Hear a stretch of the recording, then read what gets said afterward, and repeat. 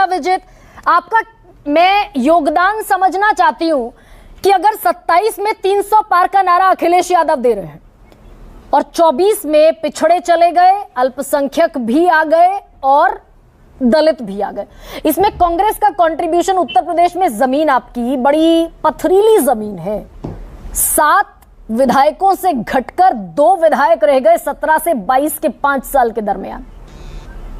तो ये भाई गुणागणित लगाएगी समाजवादी पार्टी भी साथ लेकर चलने से पहले? देखिए गरिमा जी, सबसे पहले तो मैं आपकी बात से सहमत नहीं हूं। आपने कहा था कि ये जो महागठबंधन है, इंडिया ब्लॉक है, इसका कोई कॉमन मिनिमम प्रोग्राम नहीं था। ये बात बिल्कुल असत्य है, क्योंकि सामाजिक न्याय एक हमारा कॉमन मिनिमम प्रोग्राम था, जातिगत जनगणना हमारा कॉमन मिनिमम प्रोग्राम था। ये समाज का उत्थान, जो मजलूम समाज है, जो वंचित है, जो शोषित है।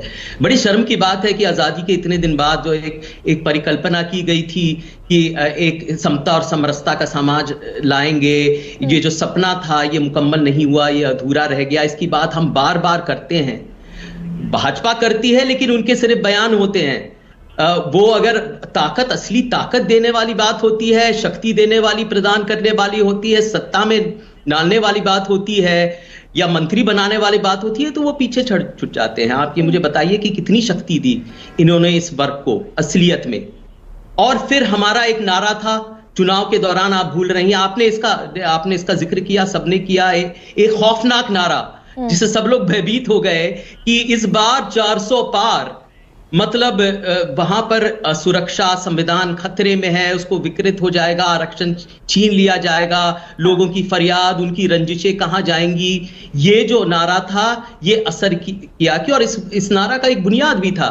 लेकिन फिर भी बावजूद इसके डॉक्टर अंशुल अभिजीत, 80 में से आप लड़े तकरीबन 16 सीटों पर और जीते मात्र 6 सीटें। 7 सीटें आप जीतते जीतते हार गए।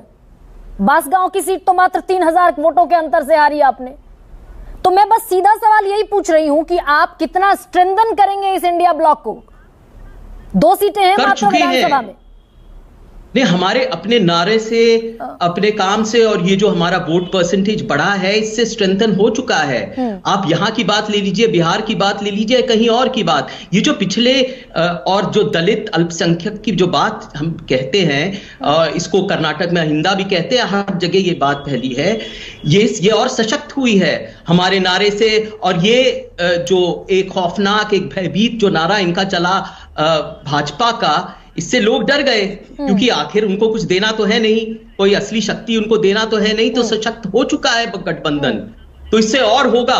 हमारा योगदान था पहले, उस समय भी था। हम बार बार अपने प्रेस कॉन्फ्रेंसेस में, अपने नारों में, अपने भाषण में ये बार बार कह रहे थे कि इस वर्ग को और सशक्त बना रहा है। देखिए, हमारा एक समता का समाज बनाना है, समावेशी विकास ऐसा भी हुआ क्या भाई? आपने अपने मैनिफेस्टो में घोषणा कर दी कि 8,500 रुपए हम महिलाओं को देंगे, 8,500 रुपए हम बेरोजगारों को देंगे।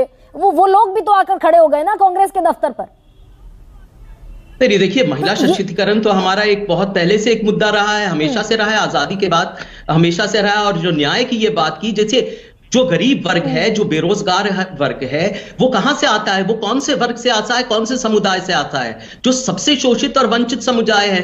तो हम आखिर उन्हीं की तो बात कर रहे हैं, उनके उत्थान की बात कर रहे हैं, उनकी प्रगति की बात कर रहे हैं, उनके विकास की बात कर रहे हैं। ये बयानबाजी नहीं है, ये हकीकत है। और ऐसा होता तो हम जरूर करते, पहले भी किया गया है, हमने इसकी पुष्टि कर चुके हैं। 34 साल हो गए डॉक्टर अंशुल अभिजीत, 34 साल। कर्नाटक में 34 बरस नहीं, सुनिए ना डॉक्टर अंशुल, यूपी पर आ जाइए, यूपी पर आते हैं जी। नहीं, एक उदाहरण सब जगह है पूरे मुल्क के।